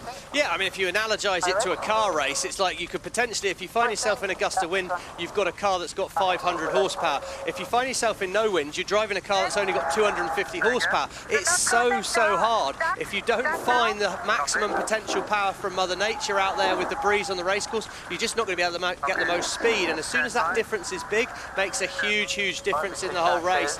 But right now, Australia seem to be pretty perfect with it. It's also forcing the teams into slightly more manoeuvres on the racecourse. So how well those crews execute them are now absolutely crucial.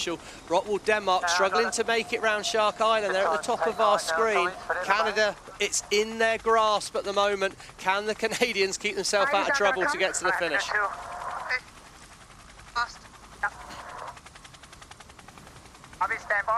So so New Zealand goes behind North Star Canada. They drop into that position, and that is a nice buffer for Giles Scott and North Star Canada to have the Kiwis back there kind of watching their six. It is still Australia as they approach this final gate with Switzerland in second, Germany, Deutsche Bank in third, and then the Canadians in fourth.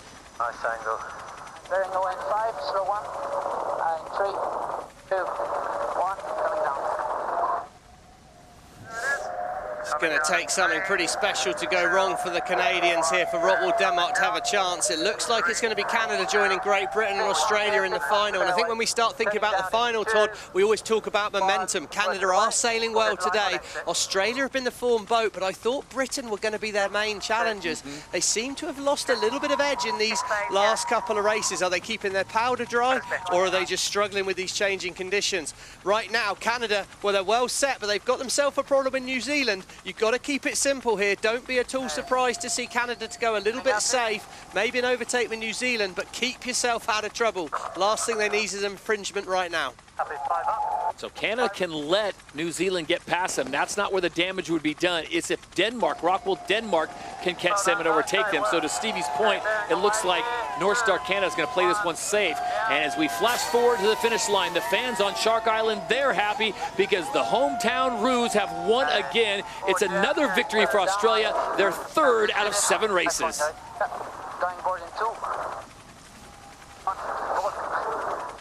The Swiss come through in second place. So Stevie, they started off this whole event with a win in race number 1. They finished race number 7. They come up short of making the final, but they finished in second. And for Germany, it's third. And Canada does hold off the Kiwis, so they will finish in fourth, and that should lock them up into the final. That's a good day of fighting, guys. Let's finish it off. Let's snake it. Behind. Yeah, we Swiss as well in front. All those in front. Coming down in 3, 2. And unfortunately for Nikolai Sehested and that talented crew, Rockwool Denmark, it's just a little bit short. They're going to miss out by about 3 points. And board. And the team that kind of kept their head down, Stevie, and out of trouble, Emirates GBR, they did enough in the first 6 races. They could afford a 7th. We always talk about you can have one bad race, something out of the top 6. Well, this was theirs. Damage was already done. They were already in. Yeah, I mean, they've sailed really well. I mean, as of the French, welcome back to SailGP. Yes. I mean, they'll be disappointed not making the final, but they've shown the potential they've got. I think for the Spanish, they're going to be disappointed with this event. But yeah, Emirates Great Britain, I do agree, but I just think they'd have wanted to lay a few more punches on that Australian boat in these couple of races before the final. Get Slingsby a bit worried, a bit nervous, and I think all that's happened is probably, we know what a confident sailor Tom Slingsby is, and to go into the final having just won the race, all I would say for Tom is he's not been as perfect with his starting today as he was yesterday, so that's again probably a worry for the rest of the fleet. Another area they can be better going ahead. 1 minute to go until the final is off the line here at the Rolex SailGP Championship in Sydney. This is the KPMG Australia Sail Grand Prix. And Stevie, tell you what, Tom Slingsby is probably the hottest sailor. They have done the best over the last 7 races, but I'm telling you what, Dylan Fletcher and Giles Scott just lurking in the grass, just waiting to pounce. Well, that's right, the Australians will have a plan. But this is a race course where a plan's not really as good as it gets that first contact with your enemy out here. Fletcher, he's coming for a late run at things here. I like where the Australians are positioned, but they're into a battle with Canada already. Dylan Fletcher's got the chance to play spoiler here. He's got to keep some space. Canada and Australia, oh, it's really tight there. Australia have got to keep clear. They're in a real fight with 16 seconds to go. Boat's going to fill up. This is opening the gap here for Fletcher. He's coming through fast. Middle of the line's the favoured place to be. 9 seconds to go.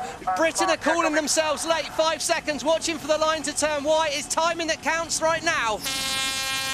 Oh, what a start. Fletcher's at absolute speed. On the inside, it's Canada. I think Emirates Great Britain are going to be able to lead at Mark 1 here. Penalty Australia, relative Canada. Windward boat not keeping clear. Oh, Slingsby's going to have to fight back from third here. He's going to have to be last round Mark 1, and then it's going to be a fight back. But for Emirates Great Britain, the ball's in their court. So at mark number 1 here in the final, it's Emirates GBR with the lead. Canada in second, and the hometown favorites, Australia, will sit in third. But Stevie, what a move by Tom Slingsby. Didn't pull wide, he just went wide, and now he's back up to speed. Yeah, he just did it wide. He's a bit of extra experience out there, and he nailed that manoeuvre, but it's all about being smooth on board Emirates Great Britain. They're going to be into gate 2 with no more manoeuvres. But what's the choice? Do they go straight and take a left turn? It looks like Canada might make it down and cut the corner. Big overlay by Emirates Great Britain. Canada have seen a wind shift. Looks to me like it's a lead change. Canada are going to lead at gate 2. Australia could be straight back to second. Mistake by Emirates Great Britain. At gate number 2, the DP World Gate, it is North Star Canada, Giles Scott, that will lead. And then it's Emirates GBR, and Tom Slingsby rolls the dice. He opts for the other side. He loves to stay away from his competitors. Yeah, he saw the chance to follow Canada, but he would have been slow. So what Slingsby's doing, he's trying to find some space. He's looking at the breeze, and at the moment it looks like he's on a nice wind shift up the course, where you expect to see him manoeuvre quite soon and head to the right-hand side of Shark Island. That's been the classic move. Lisa, how's it looking out there on the racetrack? Which side of Shark Island are you going? Oh, big tacking error. I still think the right-hand side is strong, but where Australia have tacked, they're in plenty of pressure. Obviously, that manoeuvre was a little bit wobbly, but because they nailed that, they're going to be in an okay position, but it's going to be a fight all the way to the end here with GBR tacking in front. Oh, big cover manoeuvre there, Todd. These two are already in a fight, and that only means good news for Canada. Look here on our Oracle Cloud, big gains to Canada. They might try and split the other side of the island. What do you think if they do that? Going straight here. Are we happy with that? Well, it's a 300-metre lead. What he's saying there is, what do we do if we split? If it's gusty and shifty like this, it's very simple. You have to sail what you're in. Control the controllable. All you can do is say where you think you see wind, go and find that breeze. If Australia gets lucky on the left-hand side of Shark Island, so be it. Do what you think right, Giles. Well, Giles Scott and North Star Canada had to fight their way into that final, getting past Denmark. He's conferring with Annie Hager, Paul Campbell-James to see exactly where they're going to go. And there it is. Stevie referred to it as a roundabout. Shark Island right in the middle of the course. And Canada is out in front by more than 150 meters. Here we go. This is in the pre-start here, and that was nearly with 20 seconds to go. Australia just pushed down across Canada, got too close. That was where that penalty came from. Canada turned the boat up into the breeze, had to keep clear. They filled the boat up, which will have hurt them, but right now it's a massive lead. As we come back on board, there's spray of water all over the Canadian boats. It's going to be champagne over that Canadian boat if they can hang on to this lead. Look at that, 150-metre lead over Great Britain. Right-hand side of screen, Australia, where they've found no luck on that side of Shark Island. Slingsby's going to need a miracle from here, and the Canadians, North Star Canada, what a season 5 moment for them this could be. Halfway through the race, Todd, 1 down, 1 up, and then the sprint to the finish is all that stands between them and victory here in Sydney. I'm not sure they're laying anyway that turn. Going away in 3. That's Hannah Mills talking about the Australians, saying they're not really a threat at the moment. We've got big gaps opened up here. With Great Britain coming and engaging with Australia, they've really potentially given an unassailable lead to the Canadians. It's going to be so hard to find a way back through. If Australia have got simple choice here, do they follow? If they do follow, it's very hard to overtake. From here, bud. You hear the frustration in the voices on board Australia. They looked so good coming into this race. as they win race number 7 to put themselves in the top position, but those scores wiped away, and all 3 teams, apologies for the salty language, but they come around and now they find themselves firmly ensconced in 3rd as they look up the track, and it is Canada way out in front. North Star Canada, the last time Canada won an event at SailGP, Stevie, you've got to go back to season 3, that's 2023, and for Giles Scott, you go back to last year, that's when he was driving for Emirates GBR, and that's when he made his debut winning in Halifax. Oh, don't underestimate the fact there will be a bit of niggle between Giles Scott and Dylan Fletcher. They've swapped roles there. You know, we don't know what exactly went on with that Emirates Great Britain. Obviously, of course, a fantastic opportunity for Giles to come and sail for Canada and represent them, which I know he's very, very proud to be doing. But him and Dylan, you know, they've been rivals for positions in British teams a lot. This will mean an awful lot to Giles right now if he can hang on. And yeah, huge for North Star Canada's season, huge for the new ownership. So here we go. Upwind leg to go, 3 legs to go. That's faster. 23 to boundary. And Stevie, it's one of those situations where if you were coaching them, you would probably just say, keep it simple. Keep it simple. You have a massive lead. Don't let the pressure come to you and make a silly mistake. Yeah, and you've got to focus in on your manoeuvre, so do the next right move. That's what's key at this point here. Where's their wind? That's the first thing. If I've got more wind, I can keep going fast. Now, I'm surprised they didn't turn a little bit sooner. As soon as they saw Great Britain were about to turn left, I'm surprised Canada didn't turn. They've given about 50 metres extra leverage than they needed to, but left-hand side of our screen, there is good wind. Get to lay and see if there's an option to split. Well, that's there, Hannah talking about the downwind leg. They get to a point where they can either turn right or left, and then they take a call off Canada. At that point, we're not going to follow Canada. If we follow Canada, then the only hope is that they make a mistake. By splitting, they give themselves a shot. I'm surprised Canada didn't manoeuvre sooner after that gate to cover off Great Britain. There is now an opportunity. When the boats come back together, Great Britain are going to have the right of way. Right now, Great Britain has the lead. Emirates GBR has found the speed on that side of the course. Look at the difference, 66 kilometers an hour as opposed to North Star Canada, closer to the 55, 56 kilometers an hour. Advantage Great Britain here. They need a good maneuver. Pressing a little, yeah, good angle. Oh, it was pretty much perfect. Here we go. I think they're going to make... Oh, it's a huge lead change. But Great Britain say they're not laying. They're expecting to have to manoeuvre more. Potentially, North Star Canada can do it with just one more manoeuvre. Mother Nature could have one final say in this. There's the ley line. That's the position that says Canada will make it with no more manoeuvres. And then you have to factor in Shark Island and what the wind is going to do there. So let's quickly go down in the water, check in with Lisa. Lisa, on leg 5 of 7, you see what's left. What are you seeing as far as wind, and whose position do you like better?